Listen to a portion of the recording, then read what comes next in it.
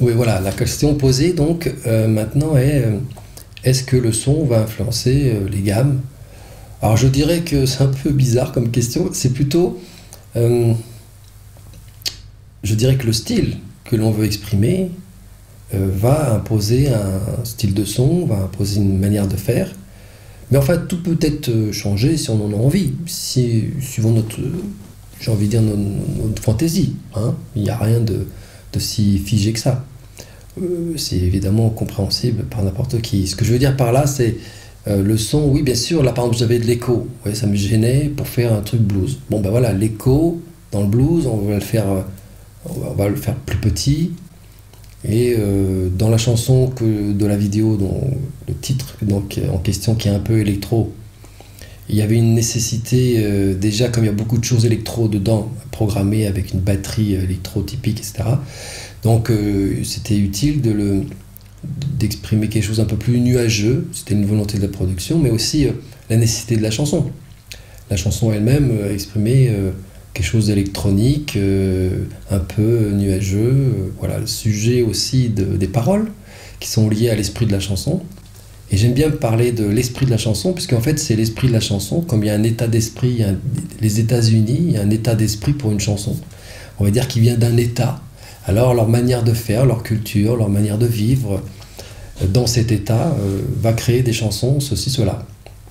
Si on voit un état ou carrément un pays, Chine, Japon, Australie, France, Allemagne, Biélorussie ou Ukraine ou ce que vous voulez, ou aux États-Unis ou Amérique latine, alors évidemment chaque pays, chaque contrée a sa manière de faire la musique et le son. Voilà.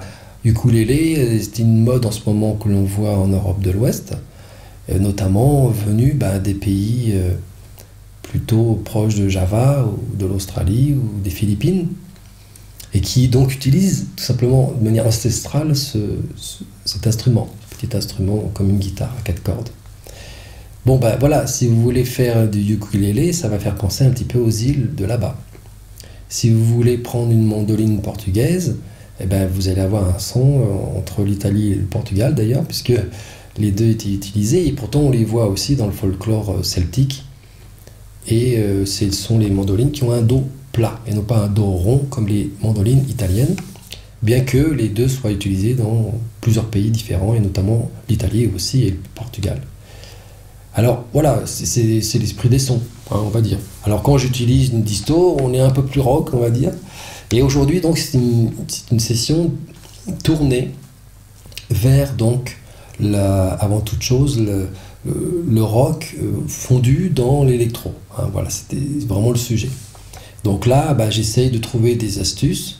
Voilà, il y a une question qui est venue, c'est, on voit le step filter, et notamment les petits étages que l'on voit là à l'écran. Donc je vous montrerai de nouveau quand cette vidéo sera montée. C'est quoi qui fait varier le son, hein, c'est ça la question.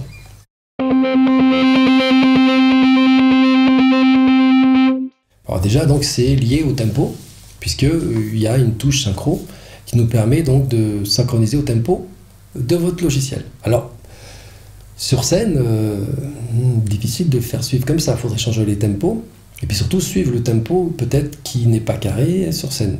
Alors si on fait de l'électro sur scène, les machines, je vais dire mécaniques et rigides, vont être utiles. Si on veut faire un truc très vivant, il faudra changer d'état d'esprit. Et donc s'adapter au tempo. Donc moi, sur mon pédalier, j'ai un tap tempo qui me permet de sans cesse m'adapter au climat ambiant. Et si j'ai un écho ou si j'ai un step filter, par exemple, il va suivre l'écho que je vais lui mettre dans le tap tempo que je tape au pied, tout simplement. Et si le tempo varie ne serait-ce que très peu, admettons même beaucoup, je m'y adapte en tapant du pied et sans cesse je suis le batteur comme ça. Ce qui est un exercice quand même pas si évident. D'ailleurs, Muse sur scène ont des gars qui font des tap tempo sans cesse, puisqu'il y a pas mal de chansons qui sont avec des tempos libres. Alors ça, on en parle largement dans les arrangements en tout premier lieu, hein, puisqu'en fait c'est la case principale, on va dire. Comprendre le changement de tempo est un moyen d'accéder à tous les arrangements donc de la planète, et de la planète pop, rock, funk, ce que vous voulez. Après, les tempos fixes, c'est vraiment quelque chose de mécanique, et d'ailleurs, les gars qui font de l'électro, j'en fais aussi d'ailleurs un petit peu, même si je préfère par priorité la musique vivante. Donc c'est intéressant d'incorporer donc des bruitages comme ça. Moi j'aime bien les bruits, des bruits étranges, même ça peut être des trucs comme ça.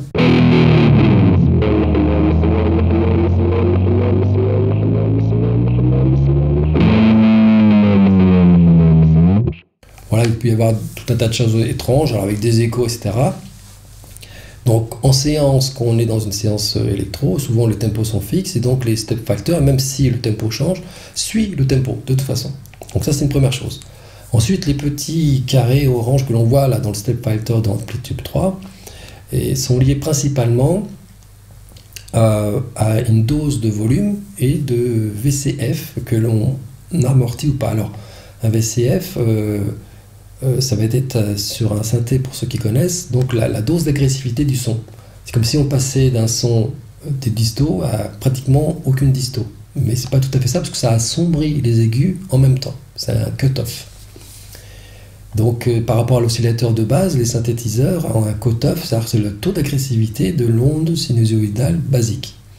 Alors pour un guitariste, c'est un peu moins usuel. C'est-à-dire en fait, le son, je vais le décrire comme ça avec la bouche. On va dire que sans cut-off, il va faire... Alors que si il a son cut-off à un maximum, ça va faire... Vous voyez, il y a beaucoup plus d'agressivité dans le son. Voilà, comme un moteur qui tourne, à la même note. Donc ce qui fait des effets de filtre, quand on passe d'un cut-off ouvert à fermé. Par exemple, il va faire... Voilà. Si je peux dire avec ma bouche, j'ai fait un cut-off. Alors, le cut-off, là, agit sur le son direct, un peu d'une manière analogique, puisque le step filter agit avant toute chose sur une prise analogique. Et ce n'est pas forcément évident que ce step filter soit bien fait. Et dans Amplitude 3, c'est vraiment du gâteau, j'adore. En plus, il suit le tempo, vraiment, c'est très cool. C'est un des mieux faits que je connaisse sur le marché, même avec des step filters en vrai, on va dire, en hardware, petite pédale. Voilà, donc j'aime bien celui-là. Et donc là, je l'ai réglé, et on peut régler les petits carrés orange sur la dose que l'on veut.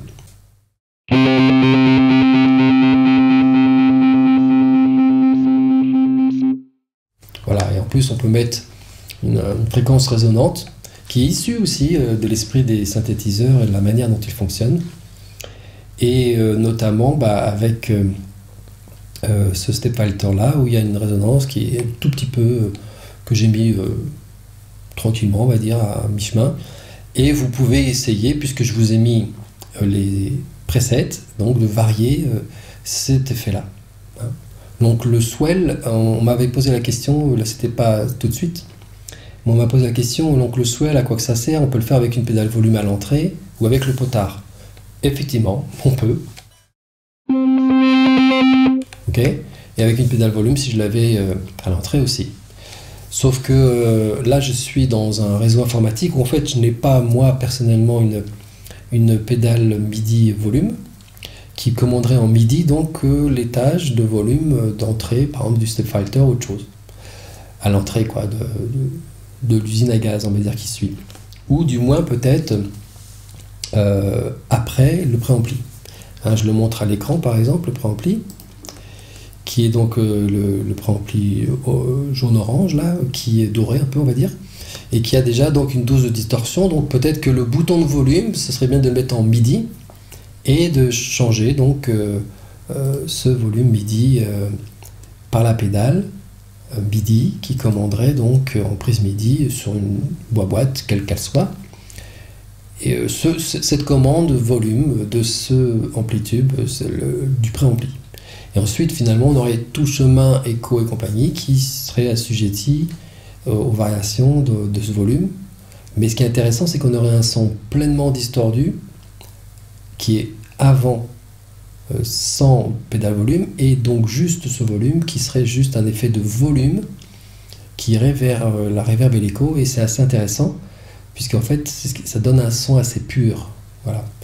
Et notamment aussi quand on utilise une pédale volume avant le signal, c'est-à-dire sortie de guitare, pédale volume, sortie de pédale volume, on va vers l'ampli, on a un son beaucoup plus incertain, puisque en fait c'est comme notre potard ici, ça va agir déjà avant toute chose et sur le volume, mais aussi sur le gain d'entrée, puisqu'en fait ici j'ai un gain d'entrée sur ma guitare, si je peux dire, si je fais ça.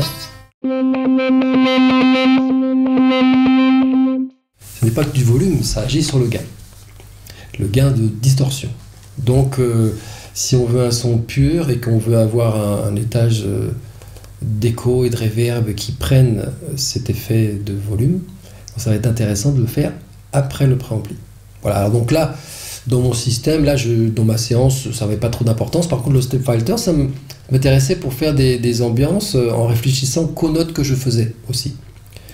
Donc j'ai utilisé le swell là qui fait pédale volume automatique. Bon, un peu incertain aussi parce qu'en fait si je joue 2 notes de suite, ça s'arrête.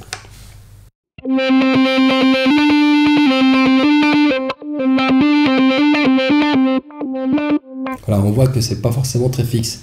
Donc il faut vraiment bien calibrer. J'ai enlevé le step filter pour qu'on voit.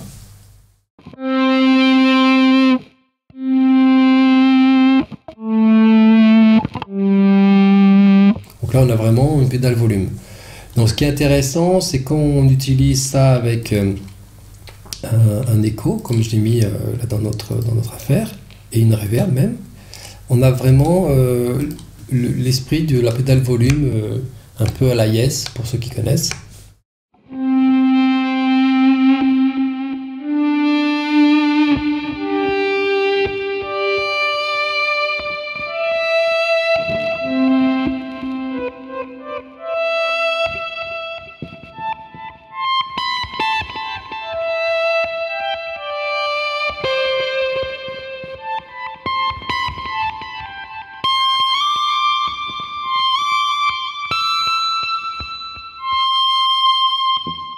Si vous avez des questions par rapport à votre travail, vos chansons, vos créations dans ce moment, voilà, je pourrais y répondre, que ce soit pour une histoire de son, histoire de programmation, puisque je suis en même temps ingénieur du son, guitariste, arrangeur, voilà, et multi-instrumentiste, puisque je m'occupe du piano, de la basse, la mandoline, guitare, piano, et batterie aussi un petit peu, bien que je ne sois pas un spécialiste, je laisse ce domaine à ceux qui sont à fond dedans.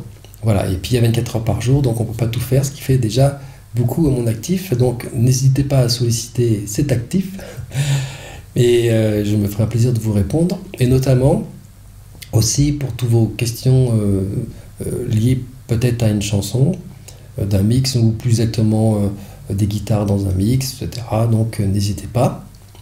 Et puis je vous retrouve donc a priori la semaine prochaine. Je vous souhaite une bonne semaine. À très bientôt dans les questions du mercredi avec moi-même. Puis je vais finir faire un petit peu de guitare quand même, hein, parce que j'ai beaucoup parlé.